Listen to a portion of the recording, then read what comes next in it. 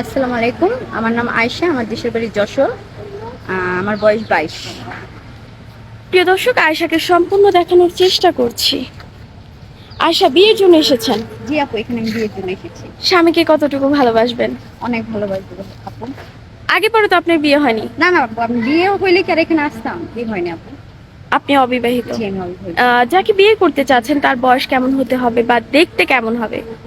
আপু দেখতে কালো হোক, কোনো সমস্যা নাই। বয়স একটু বেশি হোক, তাতে আমার কোনো সমস্যা নাই। আমি একটু বয়স্ক লোককে বিয়ে করবো। বয়স্ক লোক তো বিবাহিত থাকতে পারে।